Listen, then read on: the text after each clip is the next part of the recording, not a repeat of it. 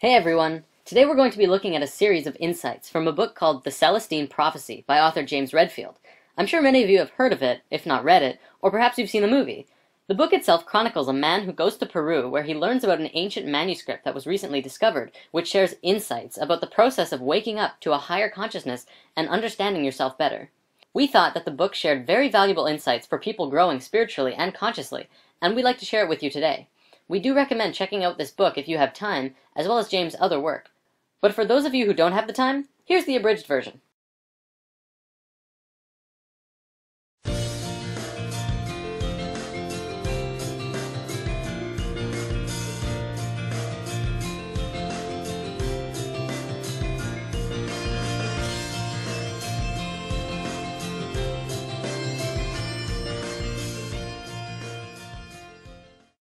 The first insight! The first insight reveals that there is a mysterious way in which your life evolves. It talks about how there is something more, something spiritual, operating underneath everything we do. It encourages one to look at their life in a new way, taking the coincidences in their experiences seriously. People are realizing that these meaningful coincidences in their life are not coincidences at all, but synchronistic events, and following them will start you on your path to spiritual truth. The second insight. The second insight reveals that we are all in the process of constructing a new perception of the world that we live in. The first half of the millennium was controlled by the church, which interpreted spirituality for the people, passed down doctrine, restricted our beliefs, and controlled the avenues of power. It put one in a specific place within society, and humankind at the center of the universe in a battle of good and evil. These beliefs gave meaning to life, but they were challenged during the Renaissance and Reformation. From there, humans took to science to discover the meaning of life. Of course, science wasn't able to figure it out right off the bat, so in the meantime, we turned our attention to increasing material comfort while our adventurers and scientists searched for the meaning of life. Now, as we start a new century, we have lost touch with all meaning to life, but have achieved the material comfort that we sought after. People are beginning to wake up and realize the state of the world, and we're beginning to look inward at ourselves. It's time for us to reconnect with life's ultimate purpose. The third insight! The third insight begins a new view of life. It describes a new understanding of the universe as being made entirely of energy, and not only that, but an energy that responds to how we think. This energy is malleable to human intention, and expectation can be consciously caused to flow out into the world and affect other energy systems. Interactions between energy systems, including humans, involves a blending, depletion, or absorption of energy. The insight teaches how to observe this energy through an enhanced, heightened sensitivity to beauty. Beauty is on the same wavelength as this invisible energy, and by being in tune to the beauty in nature or even in others, we can begin to tune into the energy fields. The insight talks about perceiving auras in a specific way, as seeing energy fields around individuals or nature in certain colors. I want to point out that not everyone will see auras and energy fields in the same way. Some will feel into them, feel what others are emitting by being around them. Some people will see them, but not everyone will see colors either. You might just see a white glow, or you could even see a swirly field, or nothing at all. Remember that everything is frequency, and ultimately, it will depend on what frequency you are picking up and tuning into. Only a small part of the electromagnetic spectrum is the colorful aura that is described in the third insight. The fourth insight. The fourth insight points out that we as humans have been unconsciously competing for this particular energy that flows between people. We draw it from each other and protect ourselves from others attempting to draw it from us. This can lead to some nasty interactions in which we humans will age each other in the competition for energy. The fifth insight! This insight reveals that competition for energy is unnecessary because subtle energy exists in abundance. You can draw in energy from the infinite universe and fill yourself up with a sense of love. When we give our love to something, we create an energetic current that energizes ourselves as well as the object of our love.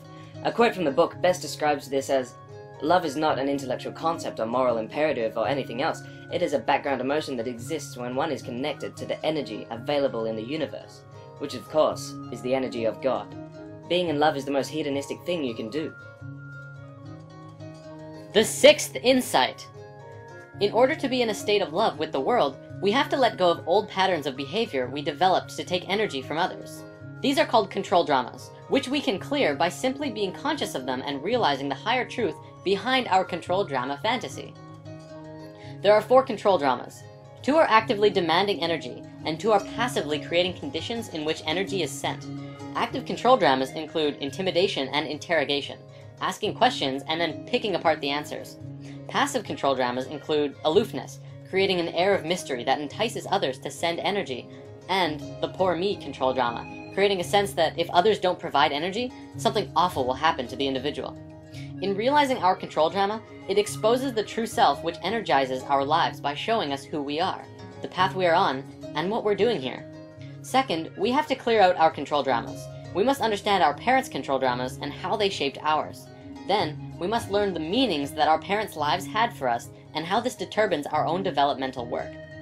The energy conflict between our parents and us becomes a series of lessons to show us the silver lining that lies beyond the energy conflict. From here, you'll become a synthesis of your mother and father's unconscious teaching without any negative emotions in the way. The seventh insight! Once you are cleared of traumas, you can build energy through contemplation and meditation. Focus on the basic life question and start writing a steady stream of intuition, dreams, and synchronistic coincidences, all guiding you in the direction of your evolution and transformation. Center yourself on your life path by discovering the immediate, smaller questions that currently confront you in life. These questions always pertain to the larger question and define where you currently are on your lifelong quest. The eighth insight.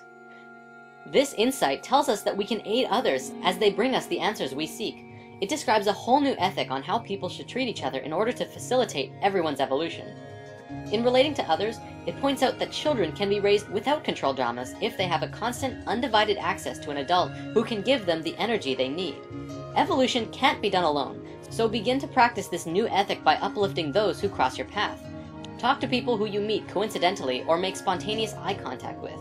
You and them each have a message or learning that helps bring you up to a higher awareness of your lives. Everyone who we meet has a message for us. The Celestine Prophecy also discusses relationships. Avoid codependent relationships, which involves an addiction to other people. This subtle energy has a male and female side. In many cases, a couple will lock into each other's energies and fall madly in love. But if their focus stays tethered to each other, they are not tuned to the infinite energy of the universe.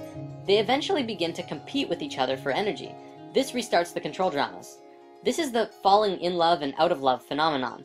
This prophecy calls for people to be whole before connecting with another. Connecting with another in this way, together you will create a super person. The ninth insight. The ninth and final insight is about conscious evolution. Humans consciously participate in their evolution by living according to their intuition, which guides them in such a way as to increase their energy. Our technology will do more of our work for us and allow us to focus on our own spiritual growth. In doing so, we can increase our bodily vibration to a level much higher than the dimension of this current plane, and consciously move into a higher frequency or dimension of our universe. In doing so, we would literally disappear from the visible perception of many people in this lower frequency, just as Jesus and other high energy people have done throughout time. The more beauty we can see, the more we evolve. The more we evolve, the higher we vibrate. Ultimately, our increased perception and vibration will open us up to a heaven that is already before us. We just can't see it yet. At some point, everyone will vibrate highly enough so that we can walk into heaven in our same form. And that's badass.